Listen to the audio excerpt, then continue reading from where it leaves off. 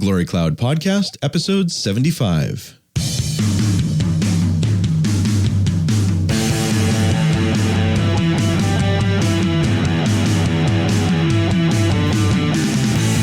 Well, stay tuned for more from Kingdom Prologue this week.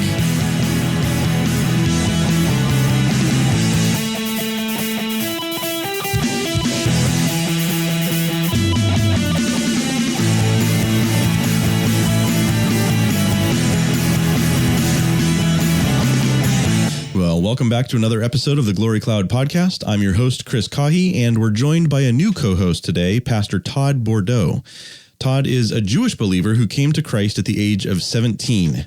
He also graduated from Westminster Seminary, California, where he had the opportunity to study under Meredith Kline. He also received his PhD from Reformed Theological Seminary in Orlando, and since then, Todd has been a church planter in the Orthodox Presbyterian Church, and he's currently in the middle of a move to the OPC Church in Houston, Texas. Todd, welcome to the Glory Cloud Podcast. Well, thank you, Chris. It's good to be here. And just one correction, it's a doctorate from RTS, but if you want to give me a PhD, I'll take it. Okay, fair enough.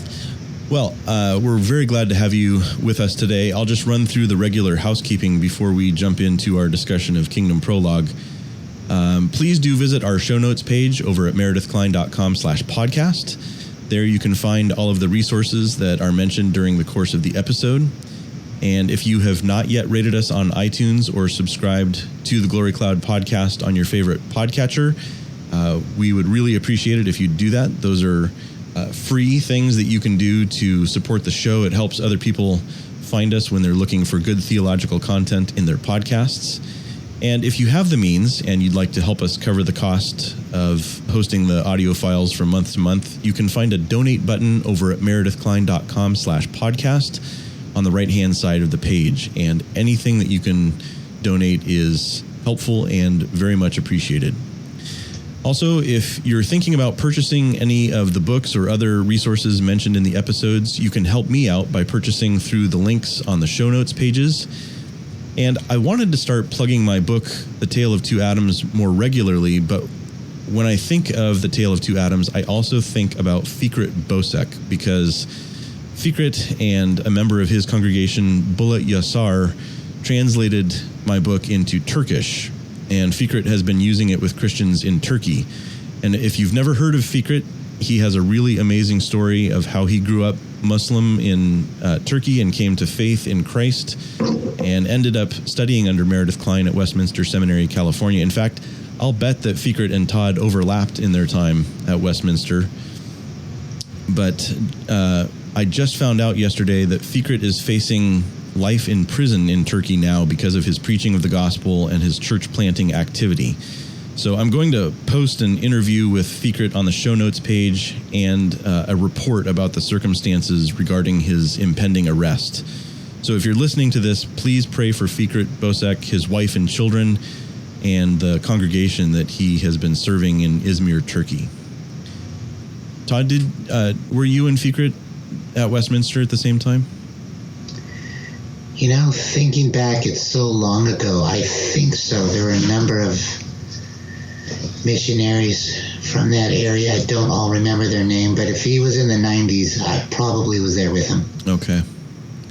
I know he definitely graduated before I started there, but in any case, this week we are picking back up in Kingdom Prologue on page 153 with a section entitled Redemptive Eschatology and Common Grace.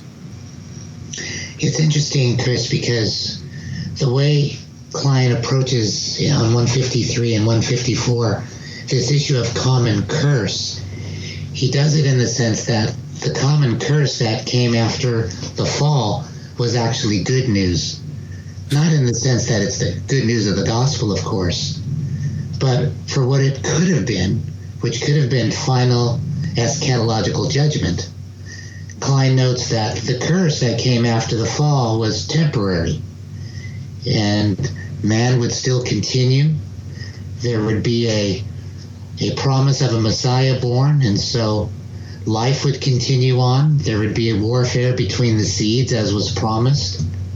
And so often when we think of the curse, we usually think in negative terms. The word curse usually connotates negative thoughts, but Kline approaches it as anything that isn't hell, anything where life continues, that is good news.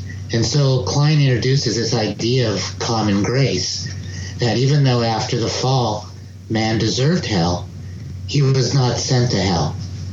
And so the curses are not apocalyptic, as Kline writes, but they were temporal. And so in the sense, you have temporal blessings alongside temporal curses. And that's why, because God didn't bring final eschatological judgment at the fall, then anything man receives from that point is gracious. In the sense, it's a common grace, where the term comes from. Right. So Kline notes here that the principle of common grace was what governs the world now, after the fall. The curse is limited, and therefore man will continue, even though women will give birth, and sometimes babies will die, and people will die and go back to the dust, and work will be difficult. Kline simply notes that there will be babies, there will be work, there will be life. And so in a sense, already you're seeing God's graciousness in preparing a world to continue until the promises of a Messiah and the eternal promises of the gospel would be fulfilled.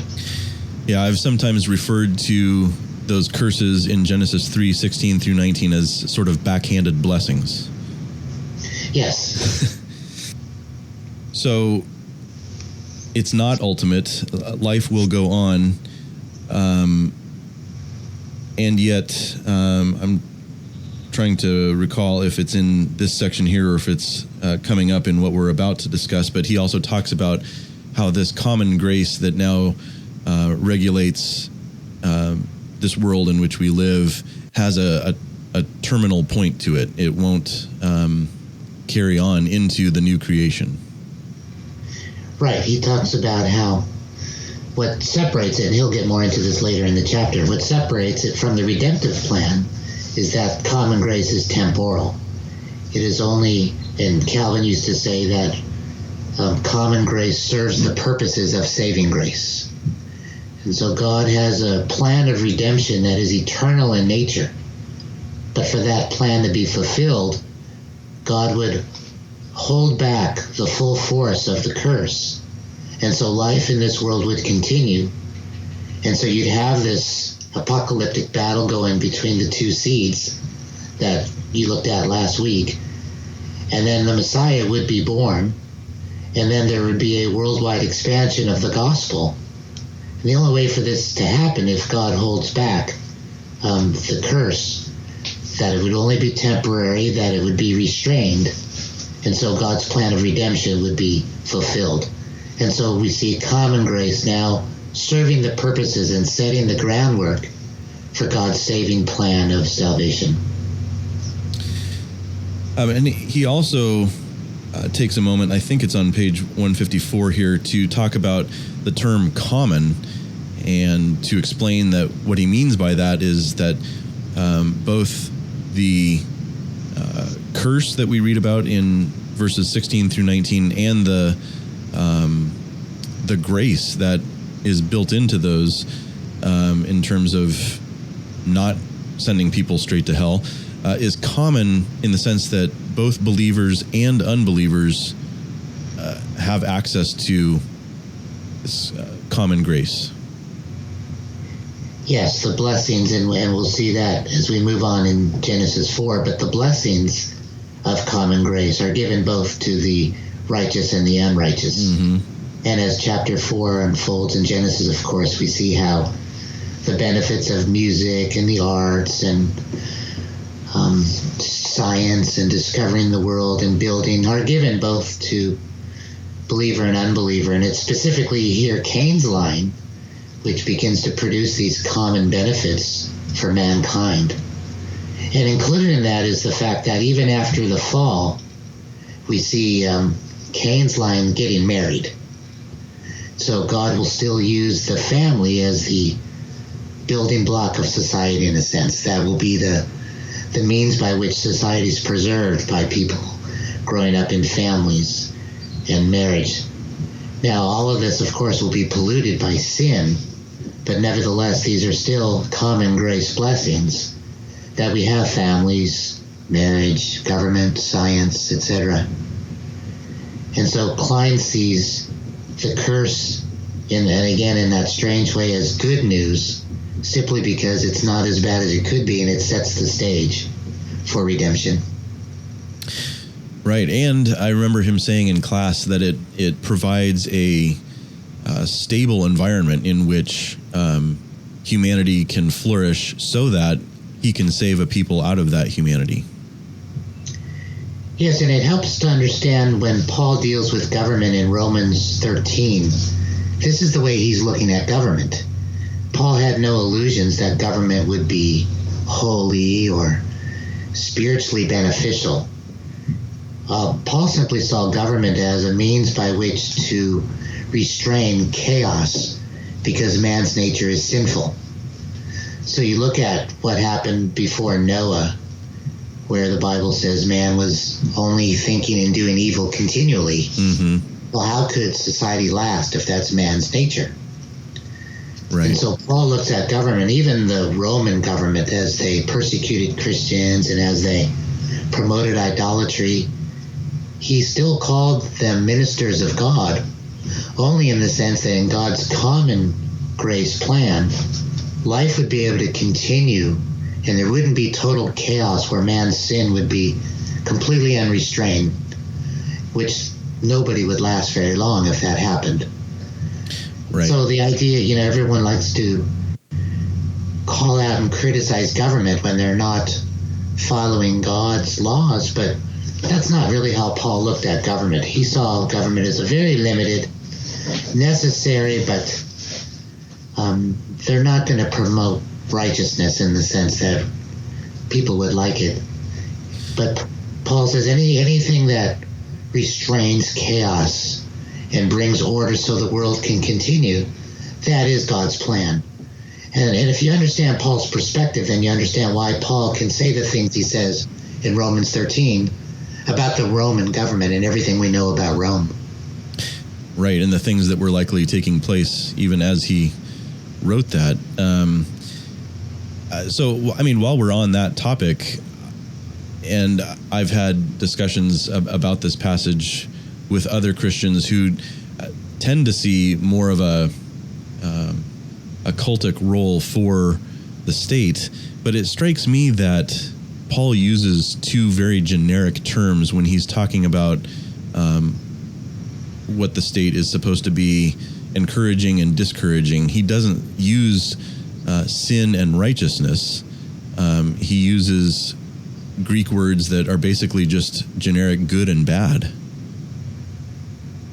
Yes, and so in Romans 13, Paul is not being prescriptive, he's being descriptive. He's describing government as it is in this fallen world, only that life can continue. And, in no government, whether it's free market, capitalistic, communistic, there's really no government in the history of the world where you could just start killing people on your own and not be stopped. Right.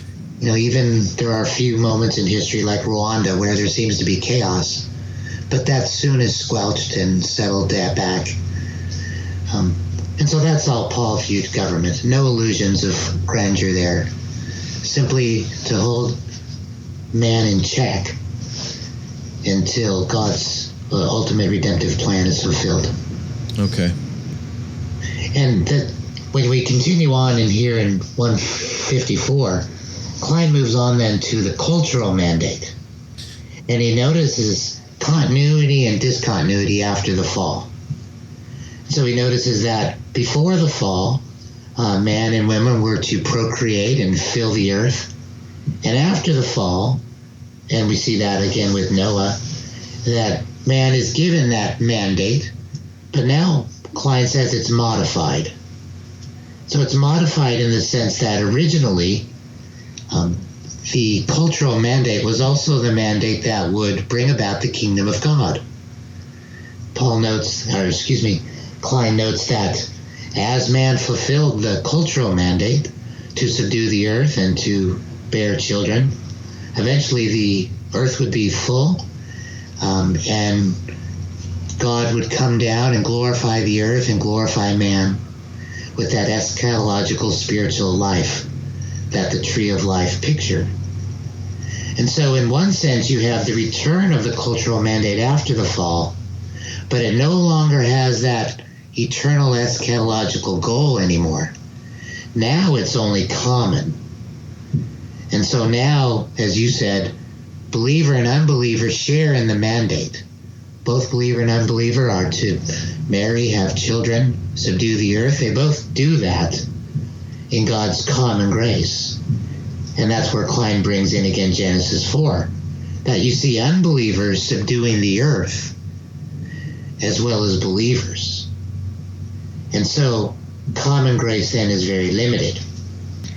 And it sort of reminds us that, in one sense, when we see the world as it is, we can look at it from two perspectives. From one perspective, it's not heaven. Right. And so we can be very sad and critical about the world. But Kline also wants to remind us it's not hell. Right. And so we can be very thankful for common grace, that the cultural mandate continued for all. I was reminded of this, Chris, recently. My wife and I were in Mexico, and everything people know about Mexico, the corruption in government. People there are very afraid of the police, and there's a lot of poverty. And my wife and I were just walking around town at night, and we saw a lot of the poverty. But in the middle of town, the government had built a sports stadium, and next to it were tennis courts, and there were basketball courts, and there were young people there and teams and uniforms and coaches, and you had a very nice track, and you could run the track with bleachers, and you walked up a little stairs to a little other section, and they were giving salsa lessons to people. And it was such a reminder to me of the blessings of common grace, that in the midst of a world of sin, that you have these, life goes on. Right. And the arts and music and physical education, all those continue, even as man is sinful as he is. And so, from one sense, we're always wishing this was heaven, and we always long for heaven. But in the other sense, for common grace, we should be very thankful that the cultural mandate continued after the fall. But Kline wants to make sure we understand the cultural mandate is not a saving mandate anymore. It does not build the kingdom of God. And that's the distinction he wants to make. And he even says, if you want to look at the fulfillment of the cultural mandate, look at what Christ does through the gospel. Right. He says it's really by way of analogy. It's not as if it's a direct fulfillment. But it's the way Kline is saying, as God was going to build his kingdom through the cultural mandate originally, if Adam had not sinned, now he is doing that through the work of Christ and the gospel. And so the church, as it preaches the gospel, is building the kingdom, and that is sort of the fulfillment of the cultural mandate. Now, he distinguishes that from some of the wrong views that tend to say that the church specifically is given a cultural mandate. And of course, he's going to argue against that as he gets into this section on holy and common, page 155. But I'll let you comment there.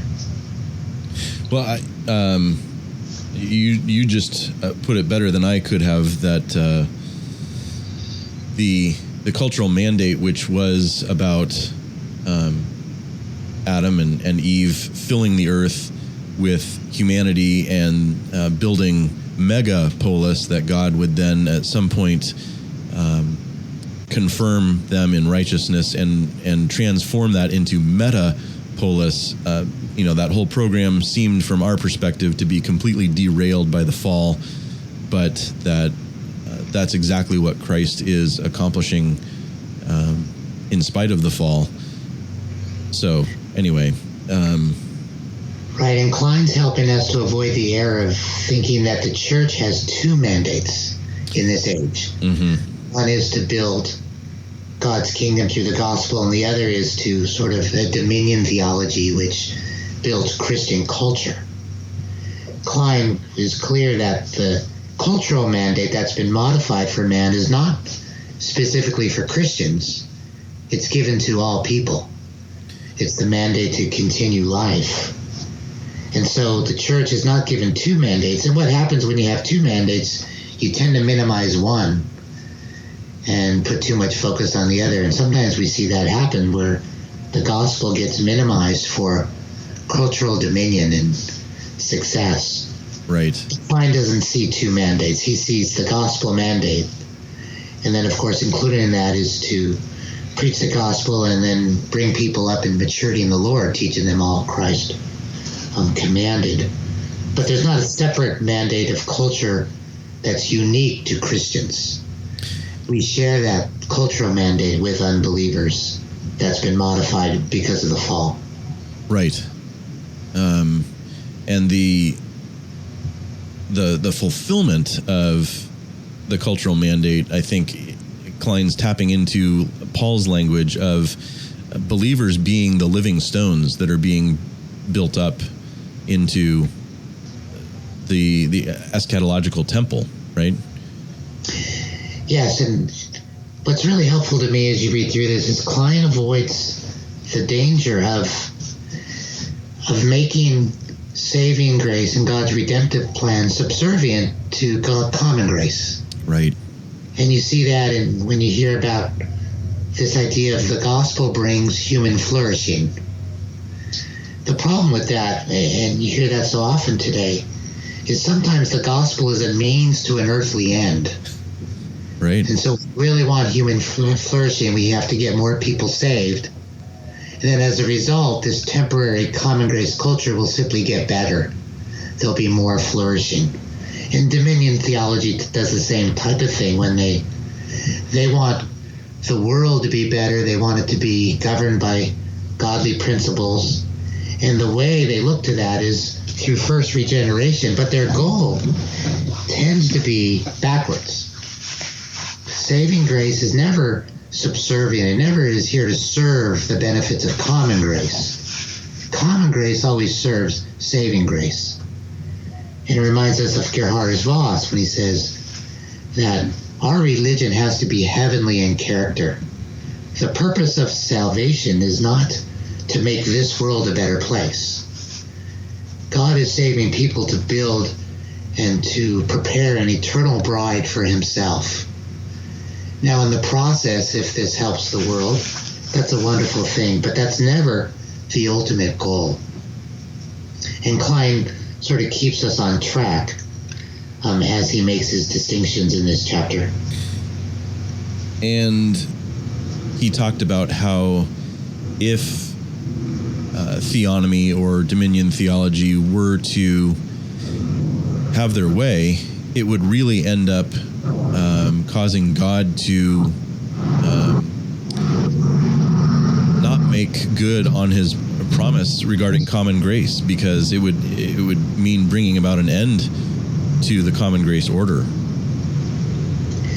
Yeah, that's a great point. Sometimes it's good to see it as those who want to, let's say, bring in laws that govern through biblical law, or even the Pentecostal. I really think that's the key weakness in the Pentecostal is they're impatient.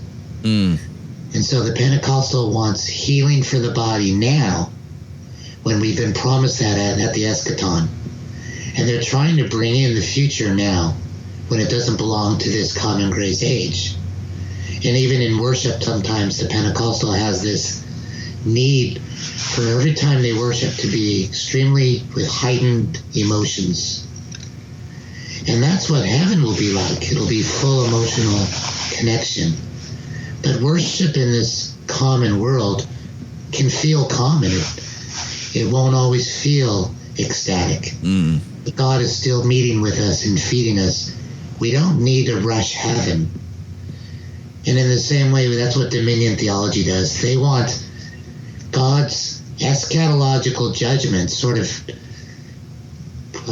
pre-fulfilled now, as those who worship different gods or don't follow completely biblical law, they must be punished. And what that is, it's an impatience. It's a rushing in of the future into the present, which will bring us to page 155 and the distinction between holy and common, and then Kline's idea of intrusion. So maybe we can move to that. Yeah, let's do that.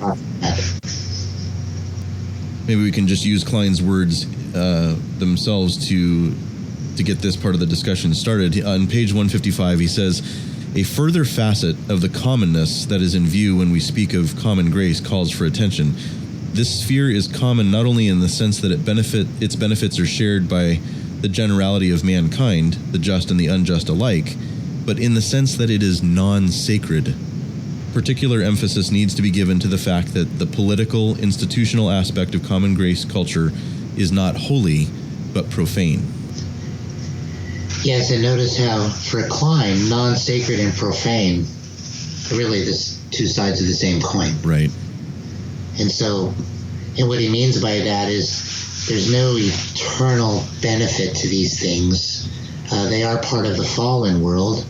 They're not set apart for salvation or holiness. And so in that sense, they're non-sacred. Now, to call it common means we don't take the Anabaptist view that we need to separate ourselves from them because they're profane. For example, from the military or from government work or from political work. We don't separate ourselves. We simply recognize that we share these things with unbelievers, and it's a non-sacred work that we do. And notice in page 155, he begins with the evidence of this distinction between the holy and the common. The first evidence Kline gives is the Sabbath. Right. Because he notes that after the fall, though the cultural mandate was modified, what was not modified, what didn't return, was the Sabbath sign. And so for Kline, you have the Sabbath, meaning that after work there will be rest. And of course, Hebrew 4 talks about that rest as eternal rest. But that's no longer true in common grace work.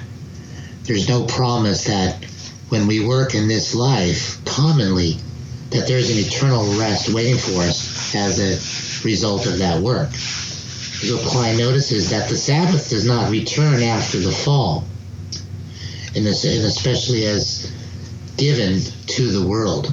Only the redemptive program, Kline writes, do we see the Sabbath returning. Now, there's some disagreement or controversy whether the Sabbath was operating in the life of the covenant community from the time of the fall until the time of Israel. On the one hand, we really don't see any evidence of it. We don't ever see Abraham, Isaac, and Jacob obeying a Sabbath day. But Kline notes there is a possibility that it was operating in the covenant community. But we really don't see it, so we don't know. But Kline's point was, when we see it given to a society, it's with Israel.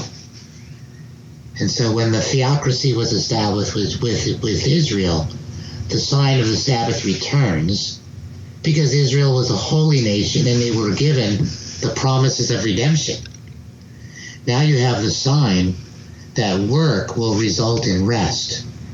And Israel receives that sign pointing to Christ, because ultimately Christ will be the Sabbath keeper who works to bring about our rest. And so he notices again that outside of the theocracy, the world is not given a sign that's eschatological in nature.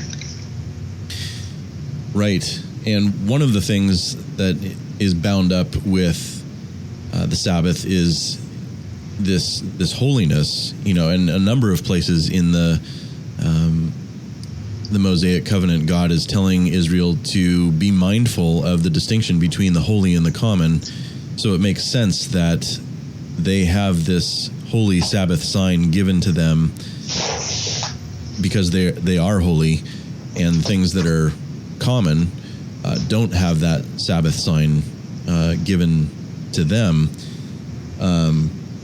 But I also wanted to just recall that, we're talking about this distinction between the holy and the common, and it's so easy for us to operate in binaries, holy or unholy.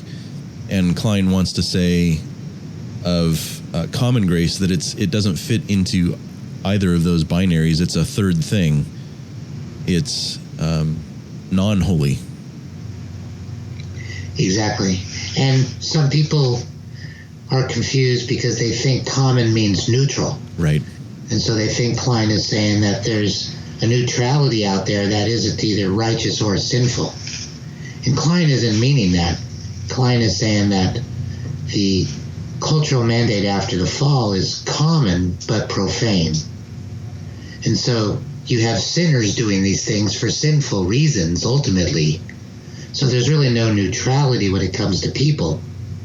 But the things they're doing to that life would continue, building cities, getting married, sports, music, arts, are all common in nature. They're blessings given to the believer and unbeliever. But they're profane, as you said, in the sense that they're not holy, and there's no eternal benefit to them without a person himself or herself being saved, which we'll get to later. And Chris, that brings us to 157, because Kline introduces the idea of intrusion. And this is really one of the keys to understanding Kline. When I was a younger believer, I really cut my teeth in Reformed theology with Meredith Kline. Oh, wow. Now, and I didn't even know Reformed theology. I started attending classes at Westminster, and the first class I attended was Meredith Kline. And if you remember, by the time he's done with his board in the background, it looks like a train wreck. But I was so ready for it, and I understood it. And it really made sense to me, this idea of intrusion. Now, some people would say, depending on your perspective, that ruined my Reformed theology, starting with Kline. But from our perspective, I think it really set me in a good place, making these distinctions. And so Kline begins at 157 to say, now that you have common grace operating and life goes on, you have another principle, and that is intrusion. And that's where the Lord brings down the heavenly eternal realities of the future into the present, into this common realm. And he talks about, beginning in page 158, the different forms of intrusion.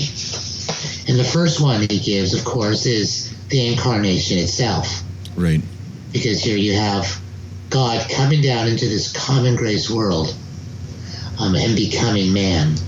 The eternal heavenly God becoming man and making a home temporarily in this common grace world. And so he begins speaking of all the different forms of intrusion.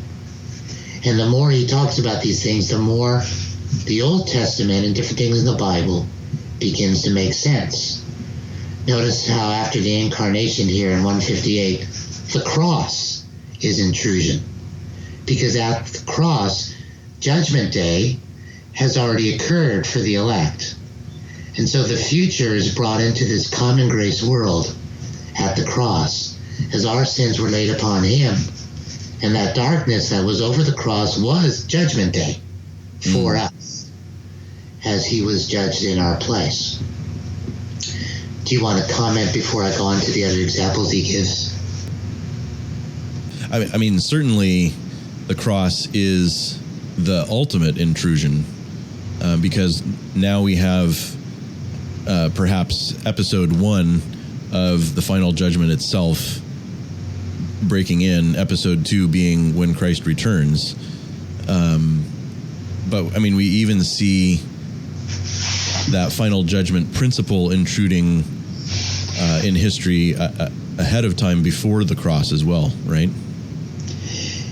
Yes, and he talks about that. The Old Testament, Israel itself was an intrusion, because Israel is a picture of the elect who are the bride of Christ.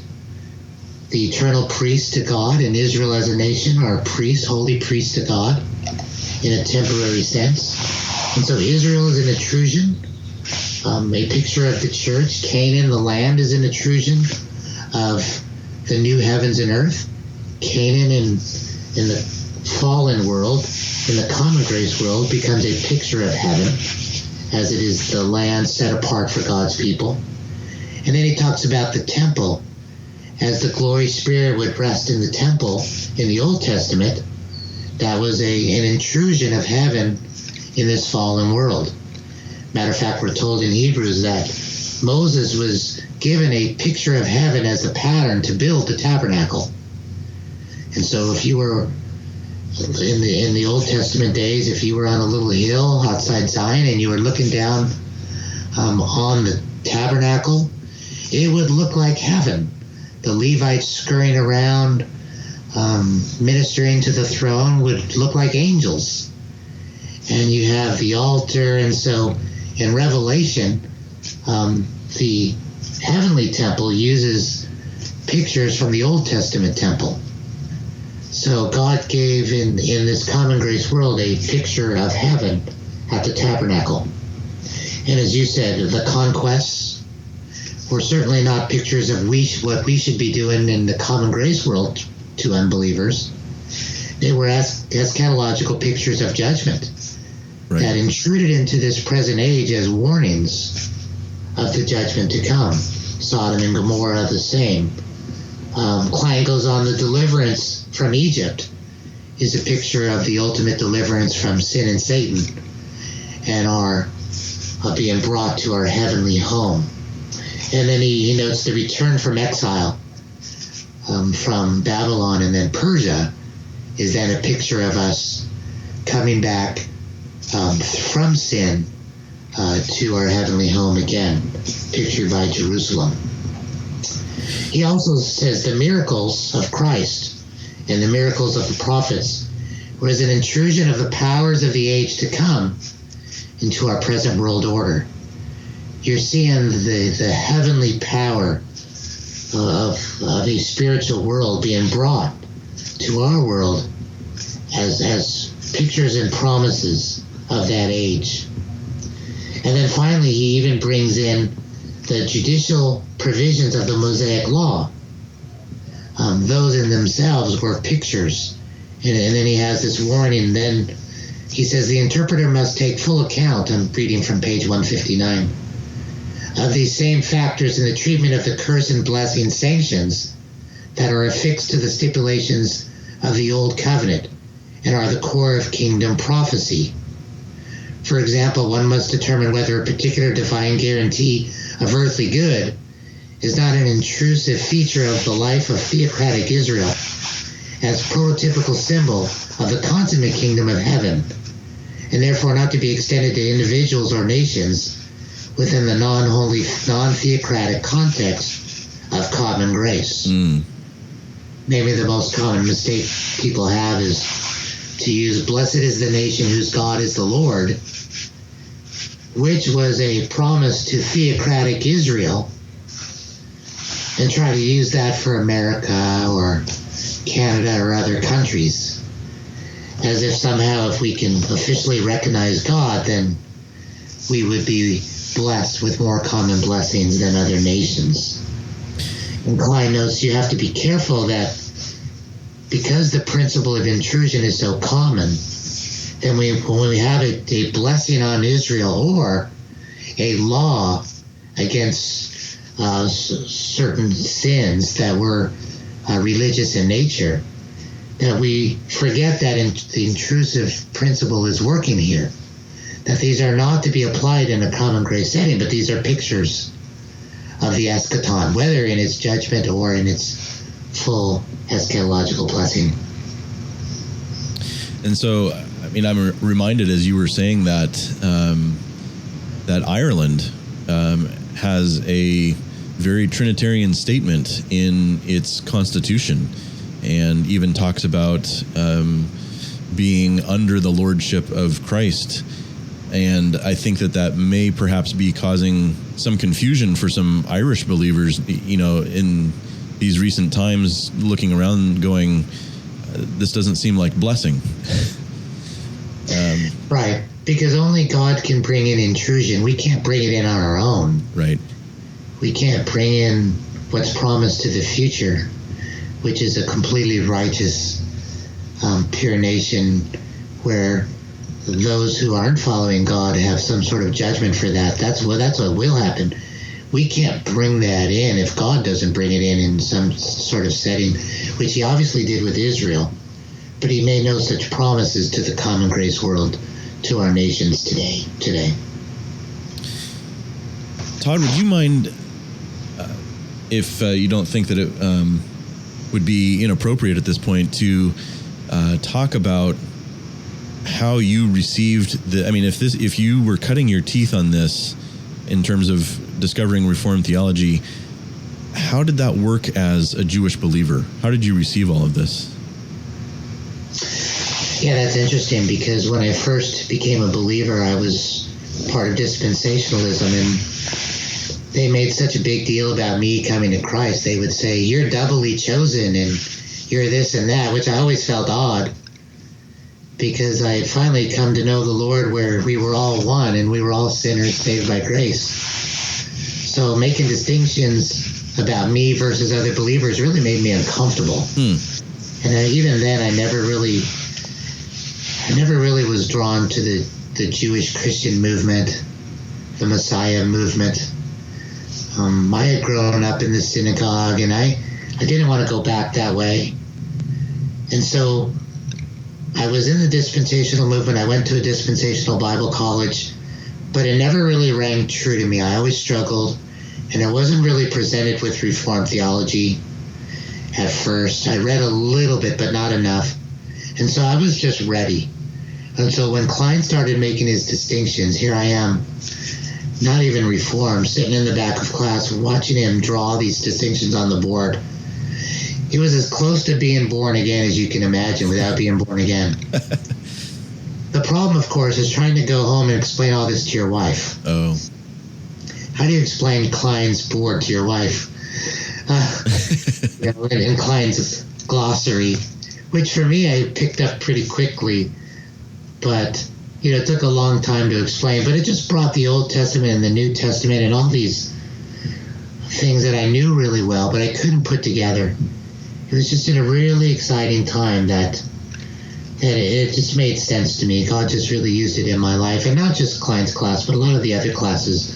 But it was really Kline's class that introduced me to Reformed covenantal thought and how the New Testament fulfilled the Old. So it was just a wonderful time that brought everything together. Then it really didn't matter at that point whether I was Jewish or not, for we're all sharing these same benefits in Christ.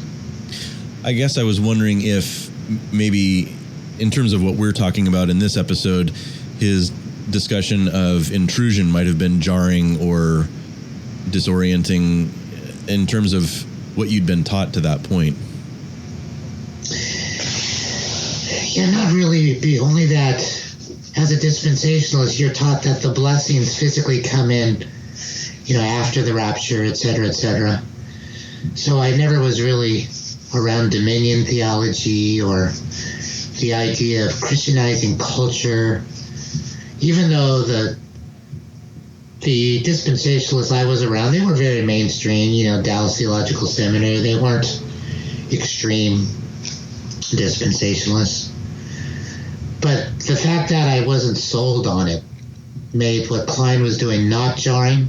Okay. Because it wasn't a complete paradigm change for me. I was very open that the older paradigms already weren't satisfying to me. So I think for me, like I said, it was more that I was just ready for it. Got it.